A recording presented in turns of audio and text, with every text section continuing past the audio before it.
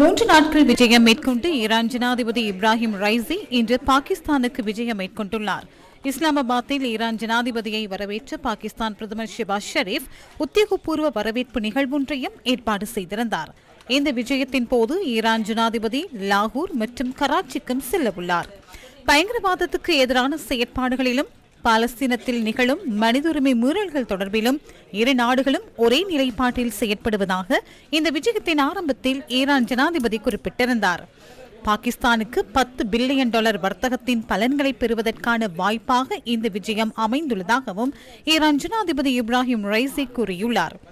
பாகிஸ்தானுக்கான 3 நாள் விஜயத்தை நிறைவு செய்து ஈரான் ஜனாதிபதி எதிர்வரும் 24ஆம் தேதி புதன்கிழமை இலங்கைக்கு வருகை தரவுள்ளார். இந்த விஜயத்தின் போது ஈரான் நாட்டு நிபுணர்களால் நிர்மாணிக்கப்பட்ட உமா ஓயா பல்நோக்கு திட்டத்தின் திறப்பு விழாவில் பங்கேற்க உள்ளார். இந்த திட்டத்திற்கான செலவு $520 மில்லியன் ஆகும். இந்த திட்டத்தின் திறப்பு விழாவின் செயற்பாடுகள் குறித்து ஈரான் தூதுவர் கலாநிதி அலிரேஷா டெல்கோஷ் தலைமையில் இன்று முற்பகல் விசேட கலந்துரையாடல் நடைபெற்றது.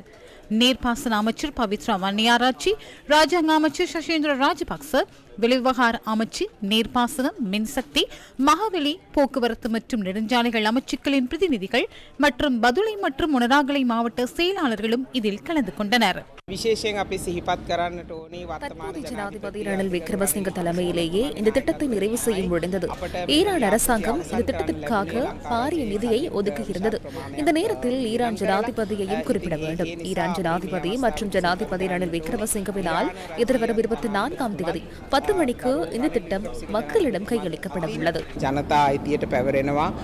எதிர்வரும் புதன்கிழமை இலங்கைக்கு வருகை தரும் ஈரான் ஜனாதிபதி இப்ராஹிம் ரைசி உமா ஓயா திட்டத்தை ஆரம்பித்து வைப்பதற்கு மேலதிகமாக ஜனாதிபதி ரணில் விக்ரமசிங்கவுடன் இருதரப்பு பேச்சுவார்த்தைகளையும் நடத்தவுள்ளார்.